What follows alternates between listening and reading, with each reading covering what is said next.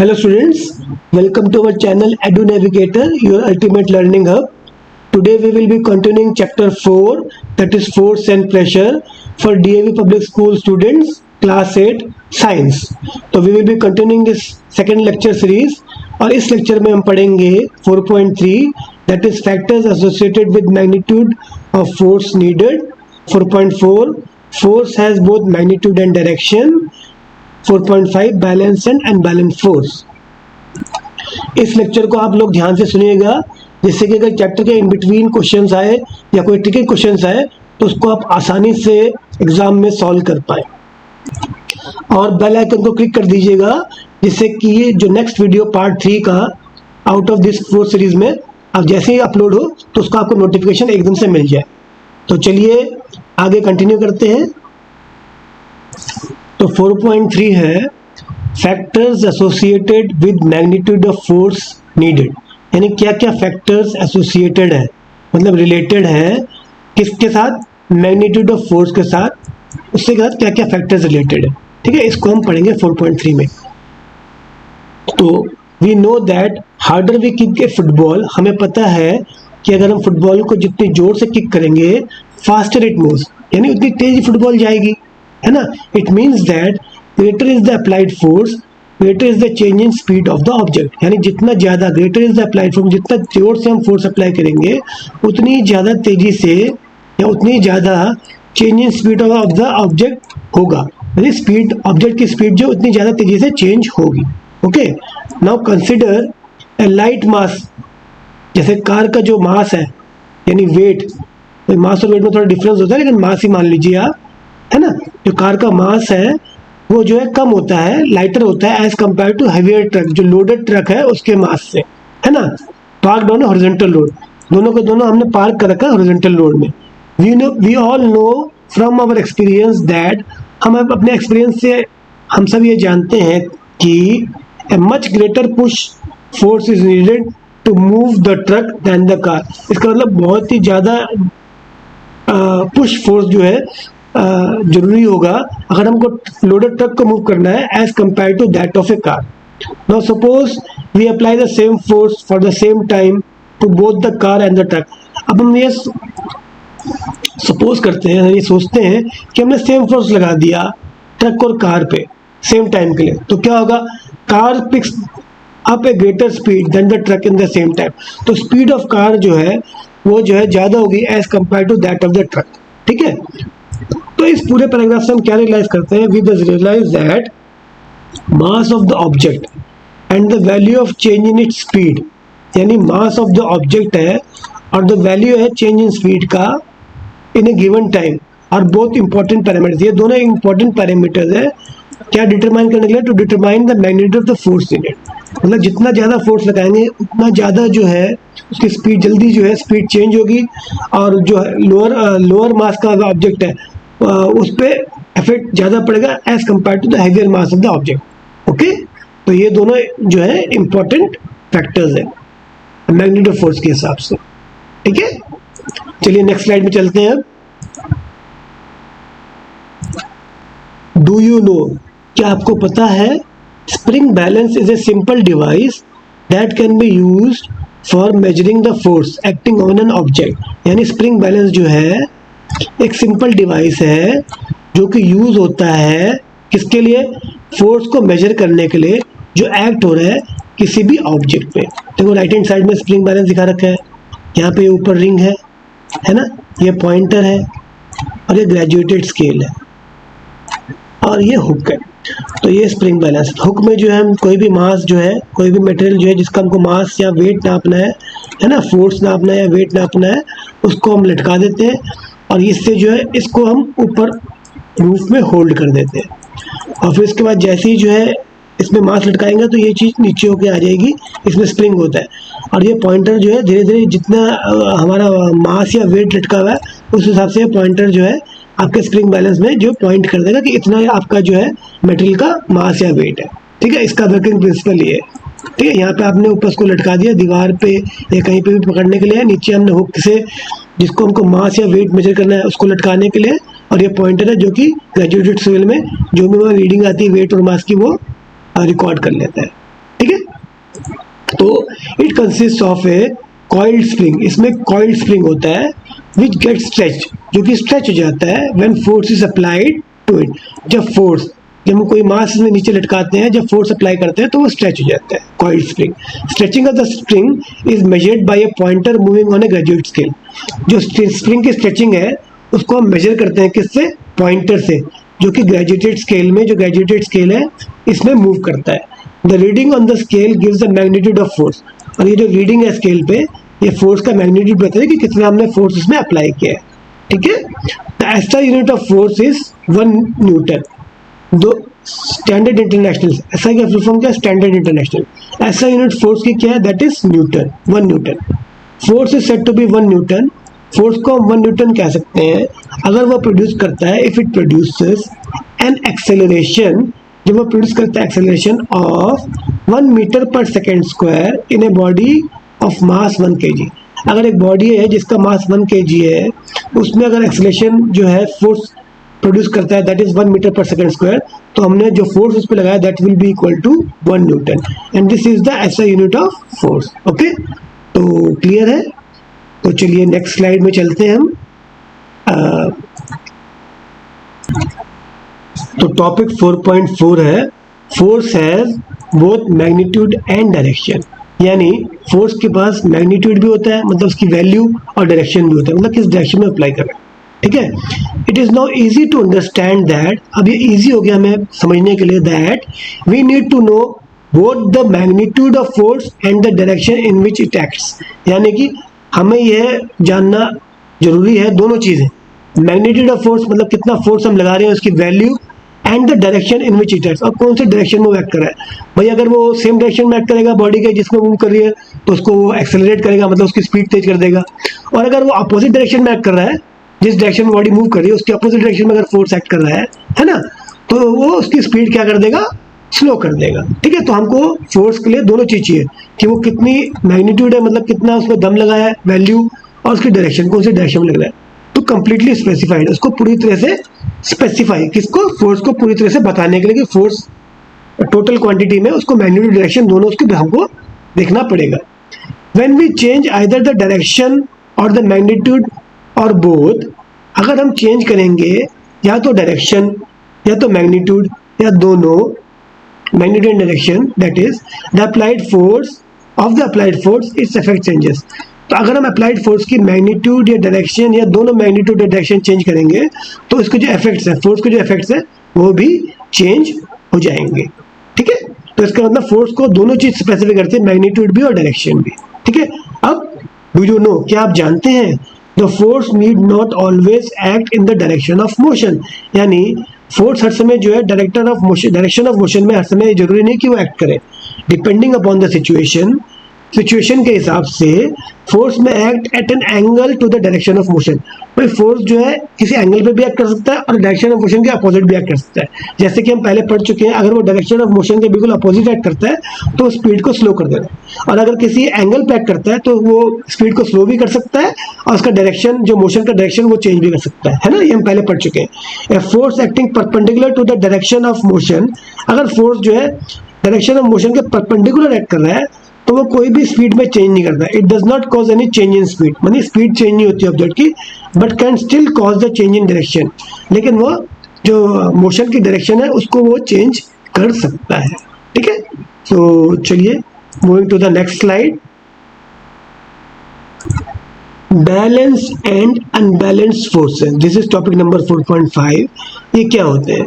From our experience we know that sometimes more than one force can act on an object. तो अपने experience से हमें ये पता है कि कभी कभार क्या होता है कि एक फोर्स से ज़्यादा फोर्स, यानी मोर देन वन, मे बी 2 और 3 फोर्स में एक्ट ऑन एन ऑब्जेक्ट, मतलब किसी ऑब्जेक्ट में एक या एक से ज़्यादा फोर्स एक्ट कर सकते हैं, है ना। The effect of all these forces on the object would be due to the net force acting on it. अब इसका इफेक्ट क्या होगा? सारे अगर एक से ज़्यादा फोर्स एक्ट, मतलब 3-4 फोर्स एक्ट कर रहे हैं तो ऑब्जेक्ट पे उसका इफेक्ट क्या होगा?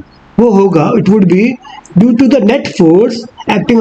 तो उनका जो रिजल्टेंट नेट फोर्स होगा, वो जो इफेक्ट होगा, वो जो इफेक्ट करेगा, वही इफेक्ट जो है उन सारे फोर्सेस का मिलके होगा। टू अंडरस्टैंड दिस, अब इसको समझने के लिए let us perform the following activity. हम कुछ एक्टिविटी परफॉर्म करते हैं। तो चलिए एक्टिविटी परफॉर्म करते हैं, नेक्स्ट स्लाइड की तरफ चलते हैं। Activity 4, consider a large container filled with a heavy material. अब ये एक लार्ज कंटेनर है, हमें पिक्चर में दिख रहा है, जिसमें जो है हैवी मटेरियल फिल्ड है। Try to push it all by yourself. अब उसको अपने अलग अकेले से उसको पुश करो, from one corner of the room to the another corner. एक रूम के एक कॉर्नर से दूसरे कॉर्नर में उसको पुश करने की कोशिश करो अकेले। कैन यू मूव इट, क्या आप उसको मूव कर सकते हैं? अब क्या करो, सेकंड में take the help of one of your friend. अब अपने एक दोस्त को बुला लो, उसकी हेल्प लो। अब इसके बाद क्या करो, ask him to push the container in the same direction in which you are pushing. और उसको ये बोलो भाई दोनों एक साथ मिलके उसको एक ही डायरेक्शन में पुश करते हैं। पहला केस तो ये है, ठीक है। और दूसरा केस है, next ask him to push from the opposite direction. अब इसका ये केस है, तुम यहाँ से पुश कर रहे हो और वो यहाँ से पुश कर रहा है, मतलब दोनों अपोजिट डायरेक्शन में पुश कर रहे हैं। तो पहले तो तुम अकेले फोर्स लगा रहे थे, अब इसका इस केस में तुम दोनों ने मिलके फोर्स लगाया एक साथ मिलके, और इस केस में दोनों के दोनों फोर्स तुम अपोजिट लगा रहे हो। तो आप क्या ऑब्जर्व करोगे, व्हाट डू यू ऑब्जर्व, है ना? In which case does it become easier और difficult to move the container. किस केस में इजियर होगा कंटेनर को मूव करना और किस केस में कंटेनर को मूव करना डिफिकल्ट होगा? भाई अगर आप फोर्स F1 लगा रहे हो और आपका फ्रेंड फोर्स F2 लगा रहा है और दोनों सेम डायरेक्शन लग रहे हैं, तो दोनों फोर्स ज़्यादा हो गए। तो ये दोनों जो है मिल गए, और ये दोनों फोर्स जो है मिल के आपके कंटेनर को एक जगह से दूसरी जगह हिला रहे हैं, तो ये ज़्यादा आसान हो। It will be easier if they both move the container in the same direction. And when one person puts F1 here and other person puts F2 here in the opposite direction, तो ये force आपस में cancel हो जाएंगे। और जो भी जिसका भी फोर्स ज़्यादा होगा, मान लो F2 is greater than F1 या F1 is greater than F2, container फिर उस डायरेक्शन में मूव करने लग जाएगा, क्योंकि वो अनबैलेंस्ड फोर्स होगा, है ना। क्योंकि भाई जितना फोर्स दोनों ने बराबर दम लगा बढ़ गया, और जिसने ज़्यादा दम लगा दिया उस डायरेक्शन में वो कंटेनर मूव कर जाएगा। When your friend pushes the container in the same direction, his efforts adds to yours, मतलब दोनों के एफर्ट ऐड हो जाएंगे। But when he pushes in the opposite direction, जब वो अपोजिट डायरेक्शन में ऐड करता है, his effort tries to cancel your effort, उसका एफर्ट जो है आपके एफर्ट को कैंसिल करने की कोशिश करेगा। In each case the unbalance force act on the container, और फिर हर केस में जो है जो भी अनबैलेंस फोर्स है वही कंटेनर में एक्ट करेगा, ठीक है। तो चलिए नेक्स्ट स्लाइड की तरफ चलते हैं। It is the net unbalanced force acting on an object that changes its speed or direction of motion or both। तो ये जो है it is the net unbalanced force, जो net unbalanced force है जो एक्ट करता है ऑब्जेक्ट पे, changes its speed और डायरेक्शन ऑफ मोशन और बोथ। वही जो अनबैलेंस फोर्स है जो एक्ट करता है ऑब्जेक्ट पे, वही चेंज करता है उसकी स्पीड या डायरेक्शन या दोनों को। When the two forces acting on an object, जब दोनों फोर्स एक्ट करते हैं ऑब्जेक्ट में, आर डिफरेंट, अलग अलग है, तो object undergoes A change in state of rest और मोशन। जो ऑब्जेक्ट है उसमें जो क्या चेंज होते हैं, वो change in state of rest और मोशन में जो है उसमें चेंजेस होने लग जाते हैं। The change cause depends on, ये जो चेंज है जो होता है, जो चेंज हुआ है फोर्स के कारण, ये डिपेंड करता है नेट फोर्स एक्टिंग ऑन, जो टोटल नेट फोर्स जो है जिसमें एक्ट करता है उस पे जो है चेंज की इंटेंसिटी, मतलब कितना चेंज हुआ, क्या चेंज है, वो डिपेंड करता है। We call a pair of different forces as unbalance forces. हम जो है पेयर ऑफ डिफरेंट फोर्सेस को अनबैलेंस फोर्सेस भी कहते हैं, ठीक है।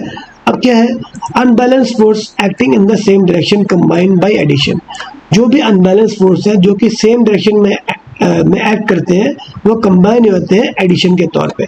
मान लीजिए पहले वो अकेला फोर्स F लगा रहा था, है ना, F1 अनबैलेंस फोर्स था, है ना। और फिर इसका जो दूसरा उसका फ्रेंड है उसने भी सेम डायरेक्शन फोर्स F2 लगाया, तो F1 और F2 क्योंकि सेम डायरेक्शन है, तो F1 एक फोर्स इस डायरेक्शन में प्लस F2 ये भी फोर्स इस डायरेक्शन में, तो दोनों कंबाइन हो गए, तो फोर्स बन गया F1 plus F2, because they are both applying the force in the same direction, so the force get added और कंबाइंड, ठीक है। तो आपको ये समझ में आ गया होगा।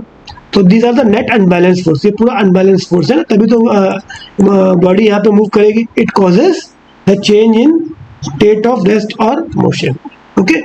तो चलिए let us move to the next slide. Okay, तो second point, unbalance forces acting in mutually opposite direction. जो अनबैलेंस फोर्स हैं when they are acting in mutually opposite direction, जब वो अपोजिट डायरेक्शन में एक्ट करते हैं, कंबाइन बाय सब्सट्रैक्शन, वो जो है कैसे कंबाइन होते हैं, by the method of subtraction. Okay, the net force is equal to, जो नेट फोर्स है वो बराबर होता है, इक्वल टू होता है the difference between the two forces and is exerted in the direction of the larger forces. वो होता है किसके बराबर होता है, equal to difference between the two forces, मतलब दोनों फोर्स का जो डिफरेंस होता है उसके बराबर होता है। और एक्सर्ट होता है, एक्सर्टेड होता है मतलब वो लगता है उस डायरेक्शन में, इन the direction of the larger force, जिस फोर्स की लार्जर डायरेक्शन है उस डायरेक्शन में वो एक्सर्ट होता है। ठीक है, अब जैसे कि देखो पहले अकेला लड़का था उसका फोर्स F1 था, अब अपोजिट साइड में उसने लड़का लगाया तो उसका फोर्स कितना हो गया F2। F1 इधर की तरफ लग रहा है, अब F2 उसके अपोजिट की तरफ लग रहा है, तो F1 plus F2 is equal to F2 minus F1। ठीक है, where F2 is greater than, अगर F2 ग्रेटर देन F1 होगा तो F2 माइनस F1, और F1 ग्रेटर देन F2 होगा तो F1 माइनस F2। ठीक है, तो और बॉडी का मूव करेगी, मान लो F2 बड़ा है और F1 से, तो बॉडी इस डायरेक्शन में मूव करेगी, और अगर F1 बड़ा है F2 से तो बॉडी इस डायरेक्शन मूव करेगी। तो F1 बड़ा है F1 बड़ा है F2 से, if F1 is greater than F2 तो F1 माइनस F2 हो जाएगा, है ना, that is the unbalance force, है ना। और अगर F2 ग्रेटर देन F1 है तो F2 माइनस F1 हो जाएगा, जो कि आपकी बुक में दे रखा है, और उसी डायरेक्शन में आपकी बॉडी भी मूव करेगी जो कि आपका लार्जर फोर्स है। ठीक है, the resultant net of the unbalance force is always non zero. जो रिजल्टेंट नेट है अनबैलेंस फोर्स का वो जो है ऑलवेज जीरो नहीं होता, कुछ केसेस में जीरो होता है बट इस केस में वो जीरो नहीं है। For example in a game of tug war, भाई ये टग वॉर है, रस्सा खींची का गेम होता है जिसमें कुछ बच्चे यहाँ पे लड़कियां जो है लगभग, या लड़के लड़कियां दोनों मिलकर एक तरफ खींच रहे हैं, एक दूसरी तरफ खींच रहे हैं, इनका मान लो फोर्स F1 है, इसका फोर्स F2 है, तो जिसका ज़्यादा फोर्स हो उधर की तरफ जो है F2 माइनस F1 या F1 माइनस F2 उस तरफ जो है ये लोग खींचे आ जाएंगे। ठीक है, for example in game of tug war the weaker team always get pull towards the stronger team, तो जिसका फोर्स ज़्यादा होगा, जिसका जो स्ट्रॉन्गर टीम होगी उस उधर की तरफ वीकर टीम जो है पुल हो जाएगी। ठीक है, अब क्लियर है आपको? तो चलिए नेक्स्ट स्लाइड की तरफ चलते हैं। The figure shows A block of would. अब ये फिगर देखिए, इसमें ये वुडन ब्लॉक है, ठीक है, लाइंग ऑन द टेबल, जो कि लाई कर रहा है टेबल पे, that has been tied to two springs, और उसमें एक दोनों तरफ जो है दो स्प्रिंग्स जो है उसको बांध रखता है। ठीक है, if we pull the block from both the sides with the same force, अगर हमने इस ब्लॉक को इधर की तरफ पुल गया फोर्स F से, इधर की तरफ भी पुल गया F से, जो कि दोनों सेम फोर्स है, द ब्लॉक रिमेन्स स्टेशनरी। तो ब्लॉक क्या हो जाएगा, स्टेशनरी। क्यों? क्योंकि F माइनस F हो जाएगा, सब्सट्रैक्शन होगा क्योंकि दोनों फोर्स अपोजिट डायरेक्शन लग रहे हैं, तो F minus F equal to zero, यानी रिजल्टेंट फोर्स, नेट फोर्स कितना हो गया, the forces are equal and opposite, forces equal and opposite है तभी ये माइनस हो रहा है, the net force is equal to zero, यानी F minus F will be equal to zero. Similarly in a game of tug of war, ऐसी रस्सा खींची के गेम में, टग ऑफ वॉर में, when both the teams pull the rope, जब दोनों teams जो है रोप को पुल करती है with equal and opposite forces, equal and opposite forces से द रोप रिमेन स्टेशनरी, तो रोप जो है क्या होगी, क्योंकि net force F minus F zero हो जाएगा तो रोप क्या हो जाएगी, स्टेशनरी हो जाएगी। जब कोई फोर्स ही एक्ट नहीं कर रहा तो मोशन नहीं होगा, है ना, तो the rope remains stationary, the net force again is zero, तो नेट फोर्स उसमें फिर से जीरो हो जाएगा। We call such forces as pairs of balance force, तो हम इन पेयर ऑफ फोर्सेस को बैलेंस फोर्सेस कहते हैं, जिसका रिजल्टेंट फोर्स जीरो होता है। ठीक है, now try to squeeze a rubber ball between your palms. अब कोशिश करो स्क्वीज करना, दबाने का रबर बॉल को अपने हथेली में, by applying nearly the same force from both sides, तो दोनों तरफ से जो है सेम फोर्स अप्लाई करो और फिर इसका रबर बॉल को दोनों हथेलियों के बीच में स्क्वीज करो। As the forces applied are equal and opposite, क्योंकि जो फोर्सेज हैं अप्लाइड, जो अप्लाई कर रहे हैं बॉल में दोनों तरफ से, पाम से, हथेलियों से, इक्वल और अपोजिट है, the net force is almost zero, तो नेट फोर्स क्यों होगा, क्योंकि अपोजिट है तो माइनस जाएगा, F minus F that will be equal to zero. It does not move the ball, तो इसका मतलब ये बॉल को मूव नहीं करता, ये बॉल को डिफॉर्म करता है, इट डिफॉर्म्स द बॉल, है ना, तो बॉल हमारी जो है डिफॉर्म मतलब उसकी शेप चेंज हो जाएगी। वी दस कंक्लूड, तो इससे हम ये निष्कर्ष निकालते हैं, इक्वल एंड अपोजिट फोर्सेस जो कि बैलेंस्ड होते हैं, तो इक्वल और अपोजिट फोर्स जो बैलेंस होते हैं, do not change the state of rest और मोशन, वो चेंज नहीं करते हैं, do not change state of rest और मोशन ऑफ एन ऑब्जेक्ट, जो भी ऑब्जेक्ट की स्टेट ऑफ रेस्ट होती है, मोशन होती है, उस स्टेट को वो चेंज नहीं करते, जो कि equal and opposite balance forces होते हैं। दे में हाउएवर, लेकिन वो क्या कर सकते हैं, दे में cause the change in size and shape of the object, वो शेप और साइज ऑब्जेक्ट के उसको वो चेंज कर सकते हैं, यानी उसको डिफॉर्म कर सकते हैं, जो बैलेंस फोर्स है। और जो अनइक्वल फोर्स है यानी अनबैलेंस फोर्स है, में लीड टू, उससे क्या हो सकता है, change in state of rest और मोशन, यानी उसका जो रेस्ट का जो स्टेट है वो चेंज हो सकता है, और मोशन का स्टेट भी चेंज हो सकता है, और फिर इसका दोनों भी चेंज हो सकते हैं। और change in shape and size, इस और साइज, शेप और साइज भी इसमें चेंज हो सकता है ना, बॉडी डिफॉर्म भी होती है, यानी इसमें दोनों चीजें हो सकती हैं। ठीक है, तो चलिए नेक्स्ट स्लाइड की तरफ चलते हैं। डू यू नो, क्या आप जानते हैं, sir Isaac Newton, sir Isaac Newton कब से कब तक थे, सर आइजैक न्यूटन थे 1642 से 1727, वॉज ए ग्रेट फिजिसिस्ट, वो एक बहुत ही महान फिजिसिस्ट थे और मैथमेटिशियन भी थे। न्यूटन रोट 2 इंपॉर्टेंट बुक्स, उन्होंने 2 इंपॉर्टेंट बुक्स लिखी थी, प्रिंसिपल एंड ऑप्टिक्स, प्रिंसिपल और ऑप्टिक्स करके उन्होंने 2 इंपॉर्टेंट बुक लिखी थी। The first book describes the theory of universal gravitation, जो पहली बुक है वो बताती है यूनिवर्सल ग्रेविटेशन के बारे में, और second book content Newton ideas on light and colour and it's optical researches, और जो दूसरी बुक है न्यूटन के आइडियाज का बारे में बताती है, जो कि लाइट और कलर से रिलेटेड है और ऑप्टिकल रिसर्चेस उसमें दी गई है। ठीक है, ये है सर आइजैक न्यूटन, इनकी जो शक्ल है। ठीक है, अब Newton express the relations between the force acting on a body and its motion through his famous laws of motion. तो न्यूटन ने ही लॉज ऑफ मोशन जो है लिखे थे। ठीक है, उन्होंने लॉज ऑफ मोशन लिखे थे, और फिर इसका उन्होंने रिलेशन बताया था फोर्स के बीच में, जो कि किसी भी बॉडी में एक्ट करता है, और उसके मोशन के बीच में, इसके बीच में जो रिलेशन बताया था लॉज ऑफ मोशन के तहत उन्होंने बताया था। Newton's third law of motion finds it's technological application in rocket propulsion. जो थर्ड लॉ ऑफ मोशन है, न्यूटन के 3 लॉज ऑफ मोशन थे, first law, second law, third law. जो थर्ड लॉ ऑफ मोशन है वो जो है टेक्नोलॉजिकल एप्लीकेशन, वो उसकी एप्लीकेशन जो रॉकेट, जो प्रोपल्शन, जो रॉकेट हमारे जो स्पेस में जाते हैं या मिसाइल्स जाती है, उसके प्रोपल्शन में वो अप्लाई होता है। This plays a very important role in space exploration, जो कि एक बहुत इंपॉर्टेंट रोल जो है स्पेस के बारे में जानकारी खोजबीन करने में काम में होता है। ठीक है जी, तो चलिए फिर अब नेक्स्ट स्लाइड में। So this is the end of part 2 of 4 lecture series for force and pressure chapter 4 for class 8 students of DAV public school। अगर आपको ये वीडियो पसंद आया हो, आपने कुछ लर्न किया हो, तो kindly like the video, comment on the video, share the video so that your friends also get opportunity to learn। और हमारे चैनल को सब्सक्राइब कीजिए, इससे हमारा मोटिवेशन भी बढ़ेगा।